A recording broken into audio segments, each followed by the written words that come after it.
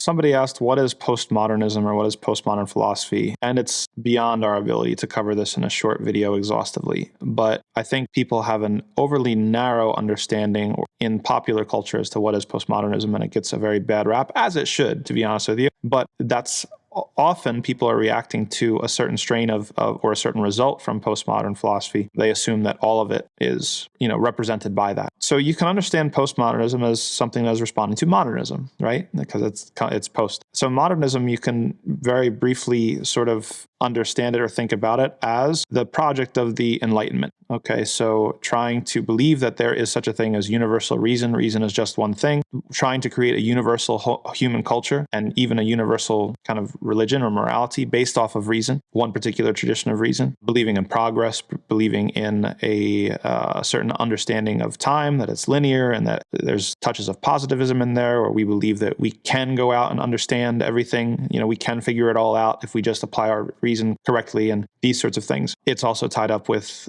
understandings of the self, the autonomous individual, the morally autonomous individual. We define ourselves, we express ourselves. These are all tied to modernism. And again, that's a big topic. Postmodernism is responding to that. And postmodernism is basically putting into question how much we can really know. If you're claiming that reason is universal and reason is something that, it's equal access, it's everywhere you go through all time and it can figure out everything, postmodernism is saying, hold up a sec, not really.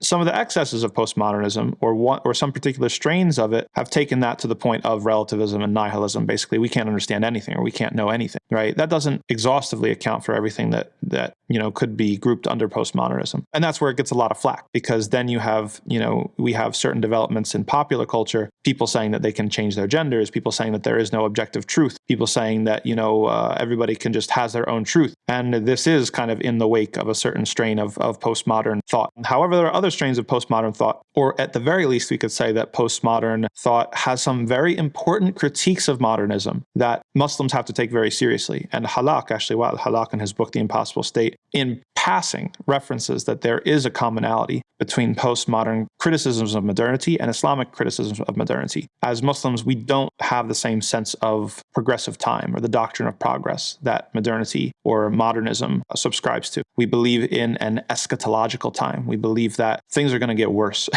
before they're going to get better, right? There's whole end of times, chaos, the spread of corruption, all this sort of stuff, right? We don't believe in this sort of just like linear march of progress and we're just getting more and more free and more enlightened. Actually, we believe as part of our faith, as part of Islam, that we're going more and more astray as a species. And that makes sense, especially because now we've been sort of excluded from receiving a new prophet. And so, of course, we're going to go more and more astray. And actually, morality is going to get worse and worse and worse. Or creation is going to become more and more immoral until the big correction, which is the day of judgment, is kind of established. So, and there's other aspects of postmodern critique of modernity that I think Muslims need to take very seriously without necessarily falling into the excesses or certain strains of postmodernism and postmodern theory that level everything and say that there is no truth or objective truth and that we can't really know anything and you have your truth and I have my truth and things are all just fluid and indefinable. We don't have to go to those extremes. So to be brief, I think that's the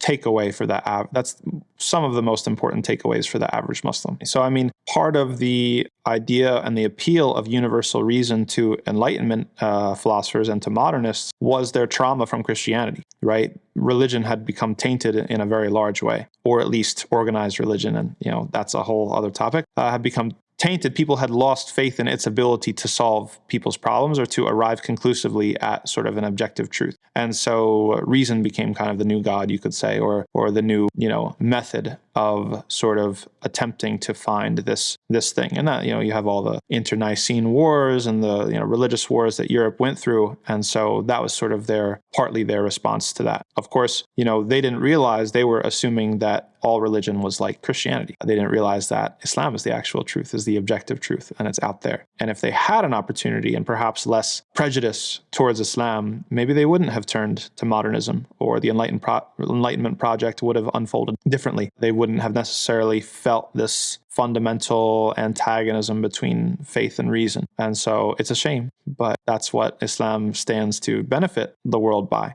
being an objective truth, a moral regime that is truly universal, right? And a lot of times throughout history, you see this kind of interesting thing unfold where people are reaching for a universal, but they reach to a false universal. Sometimes they do it with reason, such as the Enlightenment, or sometimes they do it through a false religious tradition, such as perennialism, right? Or any other type of like syncretic religion that tries to assume the position of a super religion above all other religions, right? This is grasping at a false universal. Whereas the true universal and the true universally valid regime of truth, I guess we could say, is Islam.